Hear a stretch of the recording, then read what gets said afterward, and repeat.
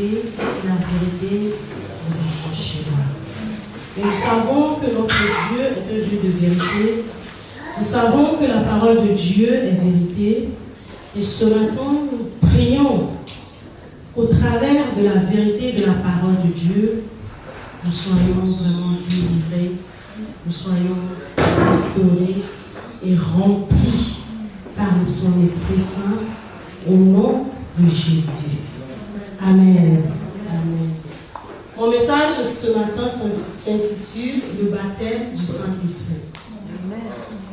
Amen. Alléluia. Je vais essayer de définir un peu ce que c'est que le baptême du Saint-Esprit. Amen. Et donc, je vais déjà commencer à dire ce que c'est que baptiser. Baptiser, c'est immerger, c'est plonger, soit quelque chose ou quelqu'un dans l'eau. Amen. Et donc, ce geste ou ce acte est un baptême. Et c'est exactement la même chose avec le Saint-Esprit. Nous savons tous que le Saint-Esprit est un don que le Père nous donne. Et donc, quand nous recevons Christ en tant que notre Seigneur et notre Sauveur, nous recevons ce don du Saint-Esprit, le Saint-Esprit qui vient demeurer en nous. Ce qui est différent du baptême du Saint-Esprit. Amen. Le Saint-Esprit demeure en nous, mais nous n'avons pas encore reçu le baptême du Saint-Esprit. Le baptême du Saint-Esprit, c'est au fait un revêtement. Le Seigneur nous revêt de sa puissance, de sa force, de son onction pour son œuvre. Amen. Et je vais faire une petite démonstration pour qu'on puisse mieux comprendre ce qu'est baptisé. Amen. Alléluia. Amen. J'avais dit tout à l'heure que baptiser, c'est plonger ou immerger. Et donc, si je prends par exemple ces serviettes comme quelqu'un qui doit être immergé, nous voyons que la serviette devient mouillée. Amen. La serviette devient mouillée totalement. La serviette est remplie d'eau. Amen. Et c'est la même chose qui se passe avec le Saint-Esprit. Amen. Et le Saint-Esprit vient pour nous remplir de sa force. Amen. Et imaginons un peu que je mélange cette eau avec cette solution. Regardez ce qui se passe. Juste quelques gouttes. L'eau se transforme. Amen. Et donc, la personne qui est immergée dans cette eau devient une personne transformée. Amen. Alléluia. Cette personne devient une personne transformée. C'est la même chose que Jésus-Christ nous fait quand Christ nous baptise de son Esprit Saint. Nous sommes transformés et nous ressemblons à Christ. Nous recevons la puissance de l'Esprit de Dieu, cette même puissance qui était sur Christ, cette même puissance qui a revêtu Christ, afin que Christ puisse aller partout dans le monde et opérer des prodiges et des miracles. Amen. Amen. Et pour recevoir cette puissance, il va falloir qu'on ait la foi en Christ. Il va falloir qu'on puisse désirer ce revêtement. Amen. Imagine quelqu'un qu'on veut baptiser. Si cette personne ne choisit pas de rentrer dans l'eau, rien ne se passera. Amen. Et donc ce matin, je nous invite vraiment à s'attendre, à désirer ce revêtement, afin que Christ puisse répandre son onction, sa puissance sur nos vies. Parce que nous avons besoin de cette puissance. Nous avons besoin ce souffle. Nous avons besoin de cette force pour faire l'œuvre de Dieu. Amen. Alléluia. Amen. Voilà le Dieu que nous servons. Le Seigneur veut nous remplir. Le Seigneur veut nous remplir. Nous devons être une église remplie de la puissance de Dieu pour faire l'œuvre de Dieu. Une église remplie de la puissance de Dieu doit être connue par la communauté dans laquelle elle se trouve. Merci beaucoup, Bilouchi. Alléluia.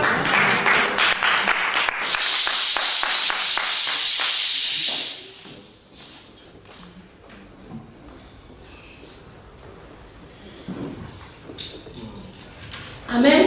Je disais tout à l'heure que une église qui est remplie de la puissance de Dieu doit être connue. Nous réalisons que nous sommes dans une communauté ici, nous sommes entourés de beaucoup de maisons ici. Mais je ne sais pas si cette communauté nous connaît vraiment en tant qu'église. Amen. Mais si la puissance de Dieu est sur nous, nous sommes vraiment revêtus, nous désirons cette puissance, nous serons reconnus par la communauté. Nous n'avons pas besoin d'aller vers la communauté, mais la communauté court derrière nous, parce que nous avons quelque chose. Nous avons la puissance de Dieu. Amen. Alléluia. Nous lisons dans le livre de Actes, Acte 1, verset 4 à 8.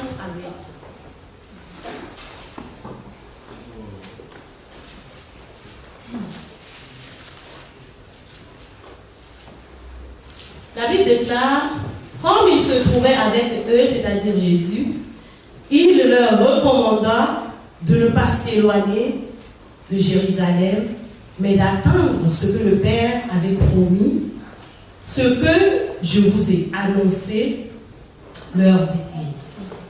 Car Jean a baptisé d'eau, mais vous, dans peu de jours, vous serez baptisés du Saint-Esprit.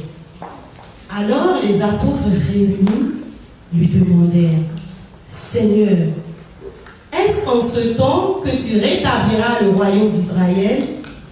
Il leur répondit, ce n'est pas à vous de connaître les temps ou les moyens que le Père a fixés de sa propre autorité. Mais vous recevrez une puissance, le Saint-Esprit, survenant sur vous, et vous serez mes témoins à Jérusalem, dans toute la Judée, dans la Samarie et jusqu'aux extrémités de la terre. Amen. Nous voyons ici que le Seigneur avait donné une recommandation à ses disciples d'attendre jusqu'à ce que le Saint-Esprit survienne sur eux. Pourquoi? Parce que le Seigneur savait que ses disciples avaient besoin du Saint-Esprit. Il savait que ses disciples avaient besoin de cette puissance. Parce que si nous suivons bien à la suite du verset, le Seigneur dit, vous serez mes témoins. Ses disciples devaient être remplis de sa puissance afin de pouvoir apporter la parole, afin de pouvoir être des témoins, les gens qui attestent que Christ est le roi. Amen. Et donc, par la suite, dans Acte 2, nous avons vu le jour de la Pentecôte, nous allons ensemble lire ça. La Bible déclare le jour de la Pentecôte, ils étaient tous ensemble dans le même lieu. Tout à coup, il vint du ciel un bruit comme celui d'un vent impétueux et il remplit toute la maison où ils étaient assis. Des langues semblables à des langues de feu leur apparurent séparées les unes des autres et se posèrent sur chacun d'eux. Et ils furent tous remplis du Saint-Esprit et se mirent à parler en d'autres langues selon que l'Esprit leur donnait à s'exprimer. Amen. Et donc, nous voyons dans Acte 2 maintenant l'accomplissement de la promesse que le Seigneur a faite dans Acte 1, disant que son esprit, ses disciples recevront une puissance. Et cette puissance, cette promesse s'est accomplie dans la vie de ses disciples. Amen. Et ce jour de la Pentecôte, les disciples de Jésus avaient expérimenté une expérience extraordinaire. Amen. Et cette expérience dont je parle est l'expérience du baptême de l'Esprit Saint. Ensuite, suivi de la prédication de l'apôtre Paul.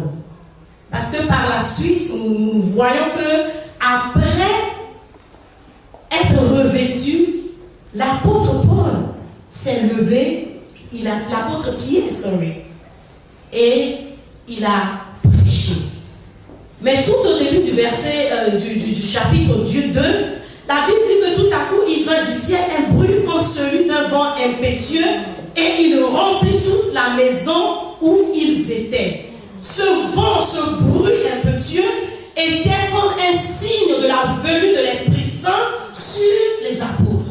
Et ces apôtres étaient vraiment dans un commun accord, ils s'attendaient, ils désiraient quelque chose.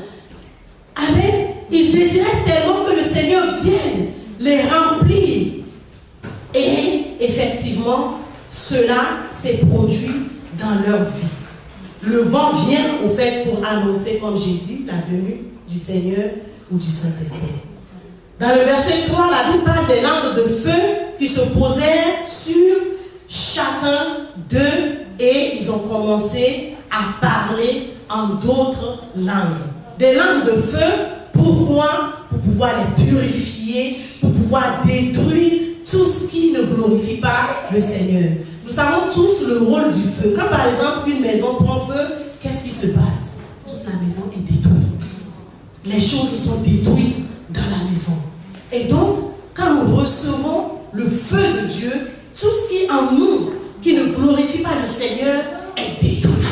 Tout ce qui est en nous, qui n'est pas à la gloire, qui n'honore pas le Seigneur, est renversé au nom de Jésus. Et désormais, nous sommes purifiés, nous sommes remplis de nouveau de la puissance de Dieu, nous sommes remplis de l'Esprit Saint pour faire l'œuvre de Dieu.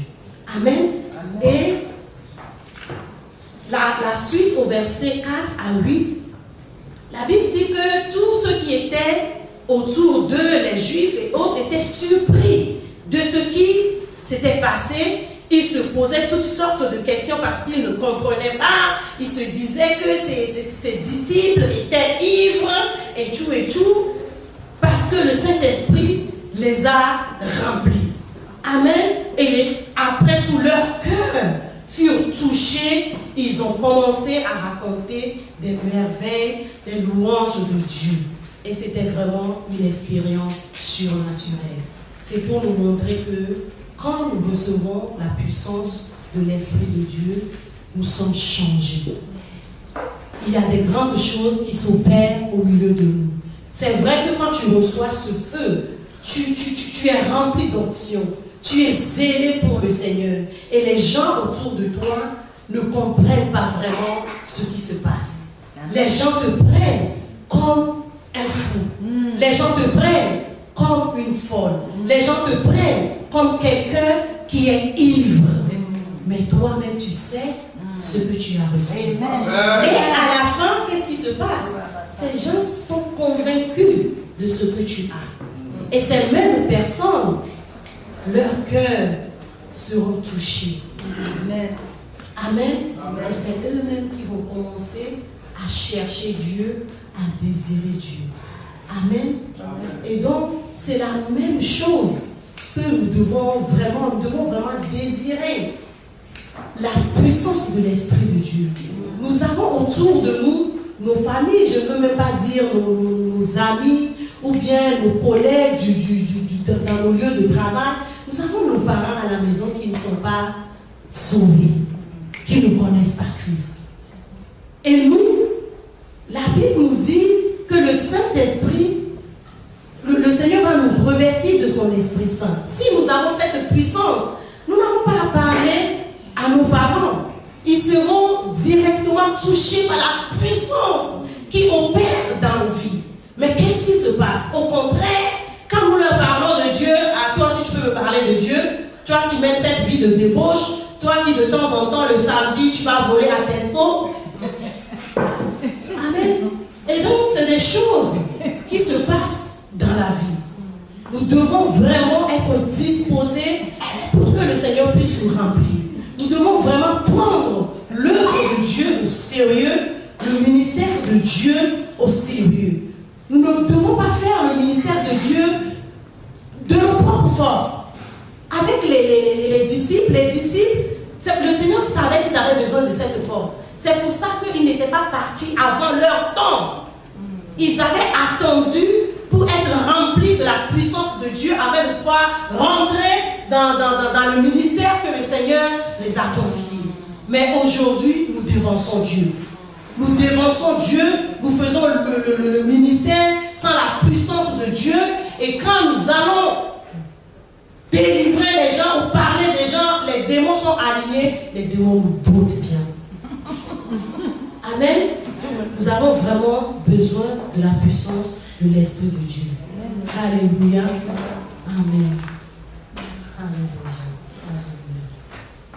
Et je dirais qu'en tant que représentant de Christ sur terre, en tant qu'Église, est-ce que nous cherchons vraiment cette puissance qu'il faut pour convaincre le monde, comme ses disciples ont marqué leur temps? Est-ce que nous désirons ce revêtement de l'Esprit de Dieu pour faire l'œuvre de Dieu et être témoins de Christ?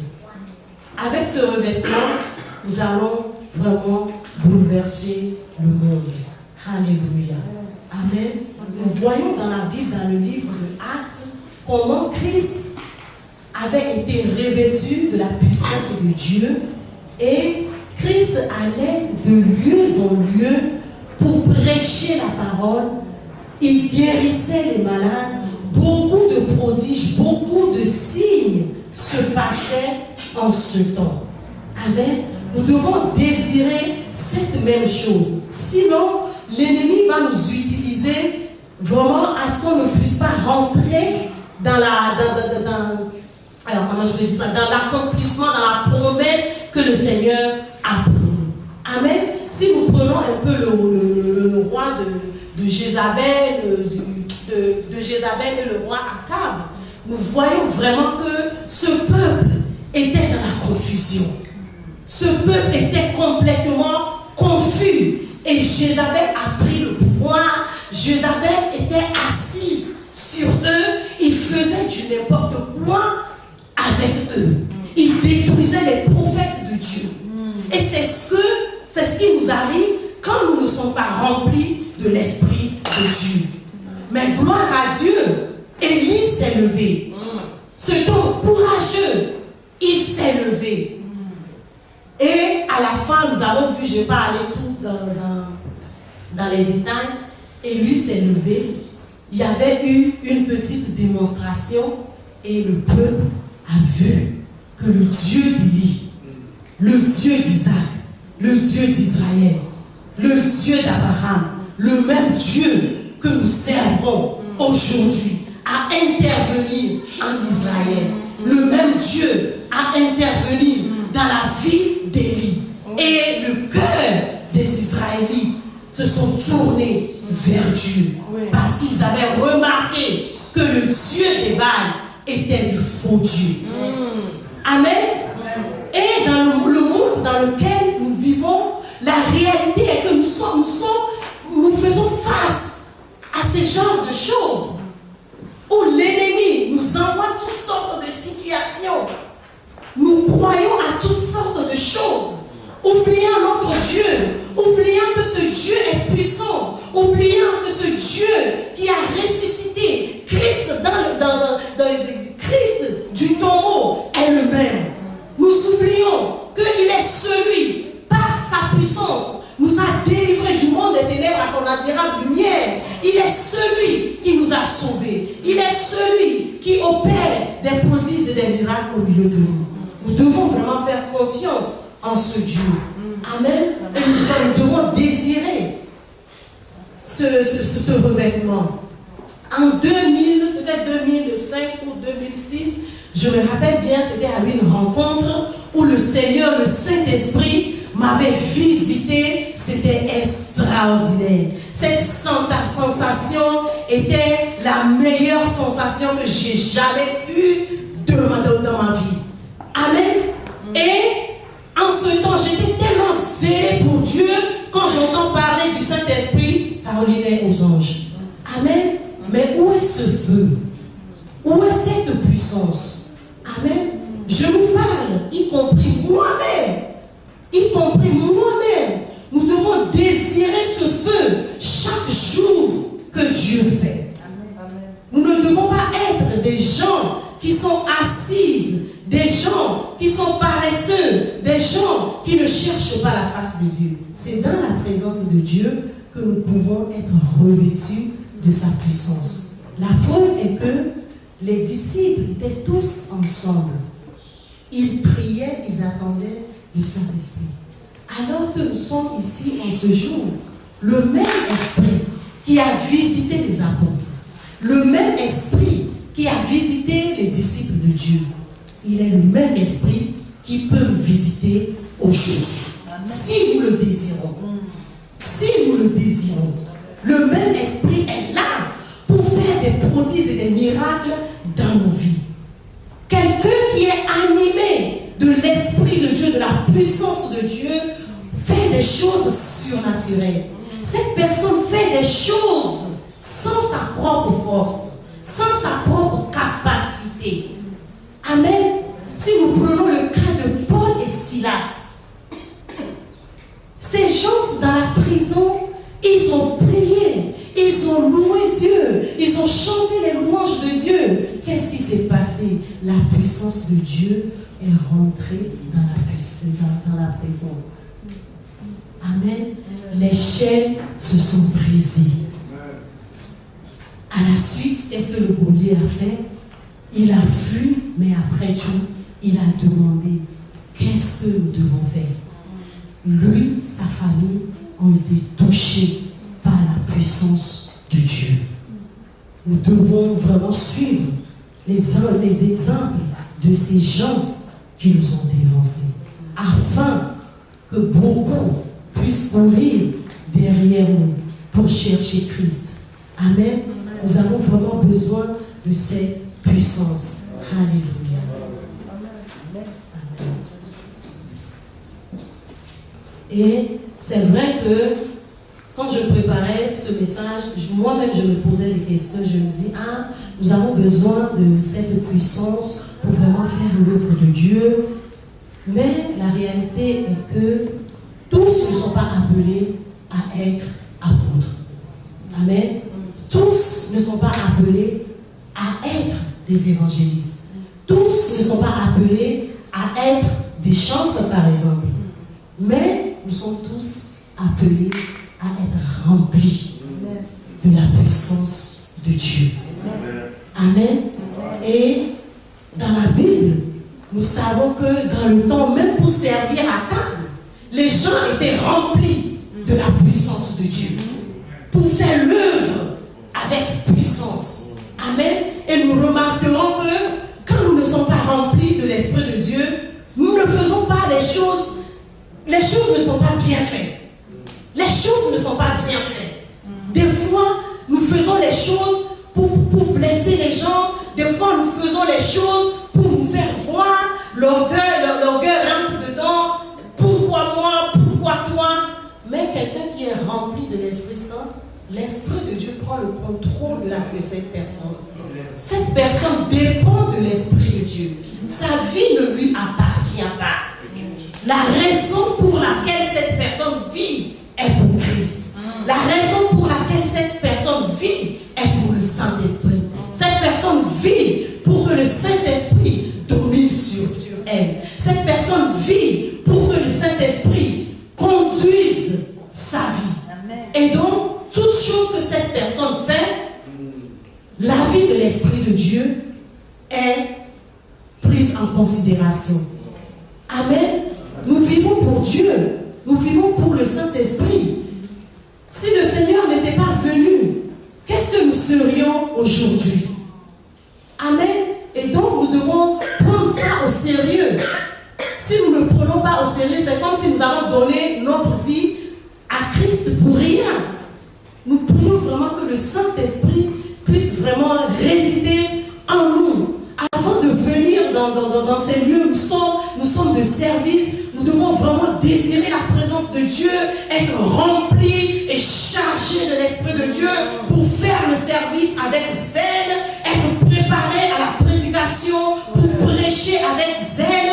Tu ne prêches pas ta propre vie, tu ne prêches pas toi-même, mais tu prêches l'Esprit de Dieu, tu prêches la puissance de Dieu, et dès que tu ouvres ta bouche, les cœurs sont touchés, les vies sont touchées, l'incrédulité est bannie dans la vie des gens, les raisonnements sont renversés au nom puissant de Jésus. Avant de venir dans ces lieux, en tant que chantres, nous devons désirer la présence de Dieu, nous devons désirer le revêtement de la puissance de Dieu, afin que le Saint-Esprit puisse nous toucher, et dès que tu ouvres ta bouche pour parler, le Saint-Esprit prend le contrôle, le Saint-Esprit vient régner. On n'a pas besoin d'imposer les mains aux gens, les cœurs sont touchés, les vies sont transformées, Dieu vient siéger dans la louange de son peuple. Amen. C'est ce dont nous avons besoin aujourd'hui. C'est ce dont nous avons besoin aujourd'hui. Alléluia. Et je prie vraiment que le Seigneur puisse m'utiliser. Ça, c'est mon désir. Je ne connais pas ton désir, mais je t'encourage à désirer l'Esprit de Dieu. Je t'encourage à désirer ce revêtement. Amen. Nous avons le Saint-Esprit en nous. Le Saint-Esprit demeure en nous. Mais ça ne suffit pas pour faire l'œuvre de Dieu. Ça ne suffit pas pour faire l'œuvre de Dieu. Nous avons besoin de ce revêtement dans nos lieux de travail. Nos boss qui nous fatiguent, nos patrons qui nous fatiguent parce que nous sommes des chrétiens. Si nous avons ce revêtement de la puissance de l'Esprit de Dieu, nos patrons seront touchés. Là où ils devaient dire non, ils disent oui, parce que c'est Christ, l'Esprit de Dieu, les ordonne de dire oui. L'Esprit de Dieu les ordonne de prendre des décisions qu'ils ne peuvent pas prendre pour eux-mêmes. Alléluia. Nous avons besoin de la puissance de Dieu. Il faut que le Seigneur nous touche. Peuple de Dieu, je nous invite vraiment à désirer cette présence. Je ne sais pas qui était là en ce jour de la rencontre 2005 ou 2006. Qui était là? It was great. It was great. Je ne peux pas expliquer, mais c'est une expérience. Tu vois, c'est quelque chose à expérimenter. Et je me rappelle le jour-là, presque toutes les femmes ont été visitées par la puissance de l'Esprit de Dieu. Le Seigneur nous a entourés de ses bras d'amour. Le Seigneur nous a bénis, nos cœurs étaient touchés. Après la section, je me suis enfermée dans ma chambre. Oh là là, it was great. Je ne pouvais pas expliquer. Et il y avait quelque chose qui bouillonnait en moi. Quand j'ouvre la bouche comme ça, je dis des éloges de Dieu. Je suis contente de ce que le Saint-Esprit a fait dans ma vie. Amen. Et quand l'Esprit de Dieu vient sur nous, il fait des choses inimaginables. Amen. Il fait au-delà de ce qu'on peut penser. Au-delà de ce qu'on peut imaginer. Et le jour-là, je me rappelle, oh, je sautais, je tournais, je dansais, je nageais. It was great. It was great. Il y avait beaucoup de choses que j'avais fait après, les gens m'ont raconté.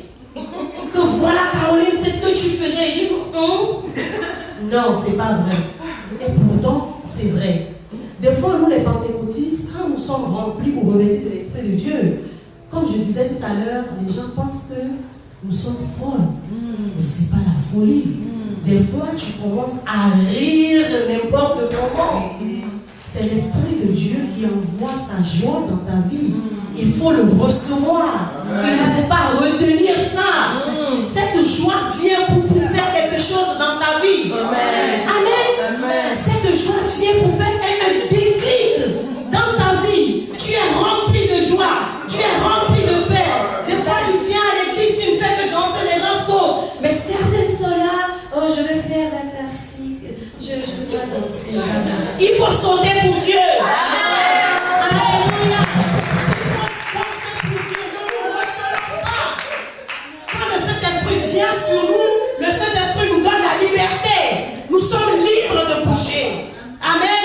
Nous sommes libres de sauter. Et donc ce matin, je vous invite vraiment à sauter pour le Seigneur. Je vous invite à inviter le Saint-Esprit à descendre sur vos vies. Et tout ce qui est dans mon cœur, tout ce qui ne glorifie pas le Seigneur, tout ce qui est offense, tout ce qui est amertume, que le Seigneur puisse les brûler de son feu, le feu de Dieu, afin que la paix de Dieu puisse rentrer dans nos vies. La Bible est là, je vous donne ma paix. La paix que le monde ne peut pas donner. C'est seul Christ qui peut nous donner cette paix. C'est lui seul qui peut nous affranchir. C'est lui seul qui peut nous délivrer des maladies. C'est lui seul qui peut nous délivrer de toutes choses. Au nom de Jésus.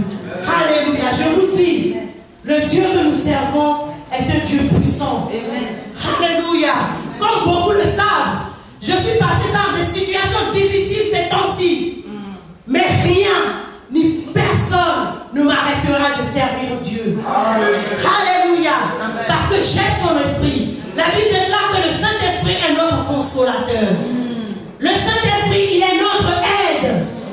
Alléluia.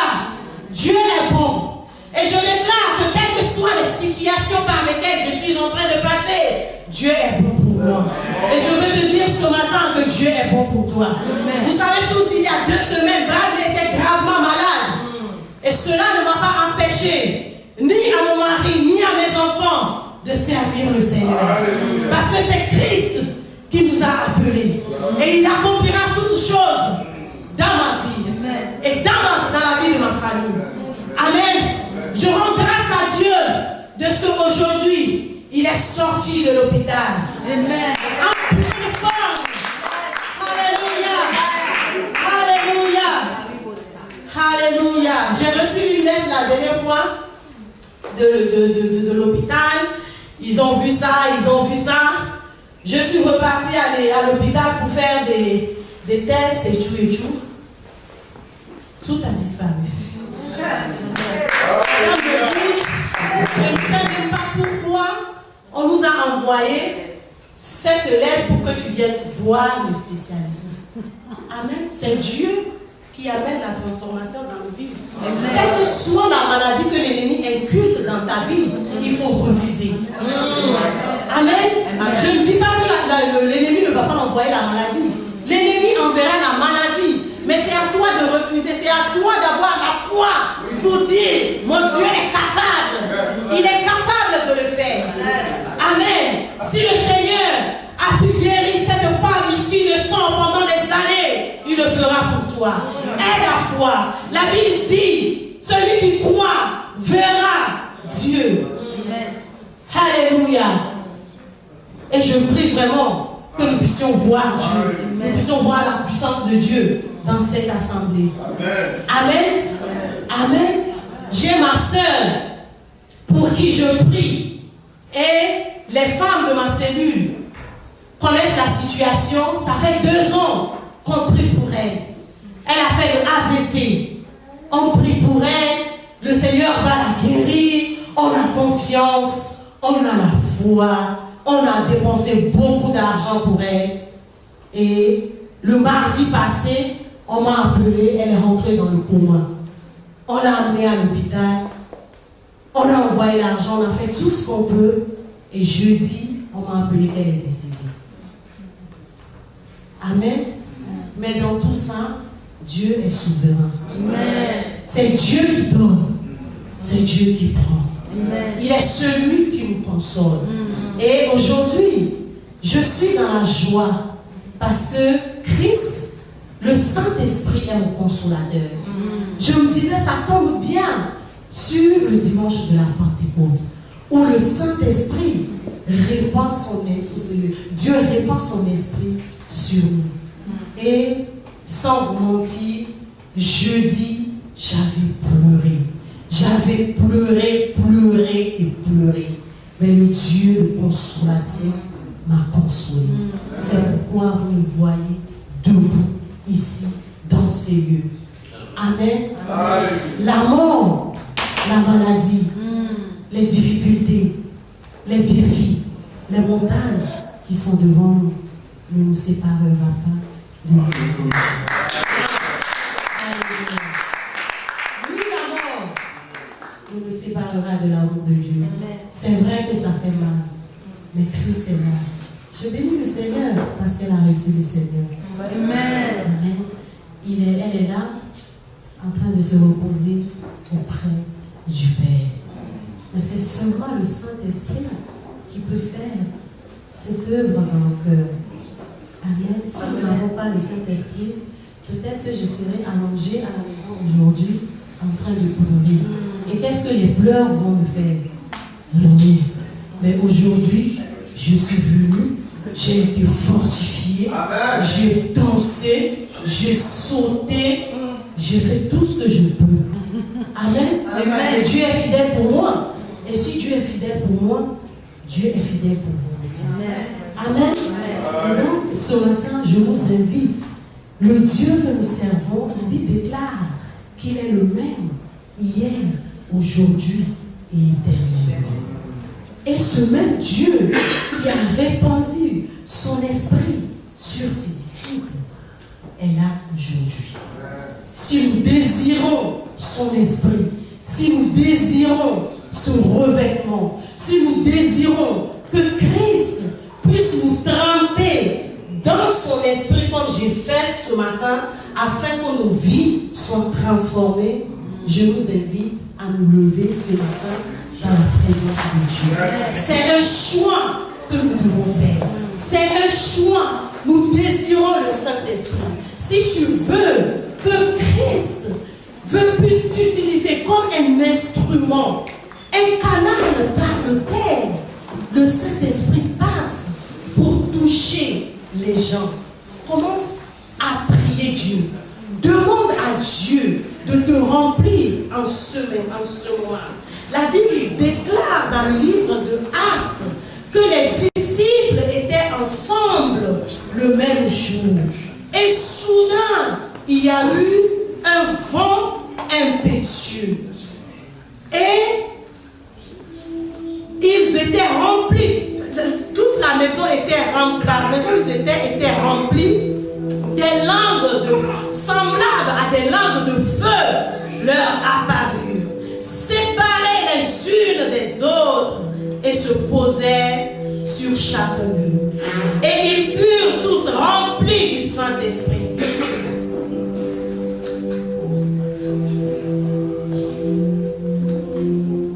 Ils se mirent à parler en d'autres langues, selon que l'Esprit leur donne de s'exprimer. Et ce matin, je t'invite à ouvrir ton cœur à Christ, à l'Esprit de Dieu, à demander à Dieu de pouvoir déposer cette même onction, cette même puissance sur ta vie. Et si tu es ici dans ces lieux, que tu ne parles même pas en d'autres langues, c'est le moment pour toi de t'ouvrir à Dieu, de demander à Dieu de te donner une langue nouvelle. Je prie que tu demandes à Dieu de te remplir pour le service. Christ déclare dans Matthieu 28, allez et faire de toutes les nations les disciples. Pour remplir cette commission, nous avons besoin d'être remplis et revêtus de la puissance de Dieu. Parce que nous ne pouvons pas le faire de notre propre force. Nous ne pouvons pas le faire de notre propre capacité. Et cette commission doit être remplie. Nous sommes les choisis, les élus, les ministres de Dieu sur cette terre pour remplir cette commission. Baptisseur de l'Esprit Saint.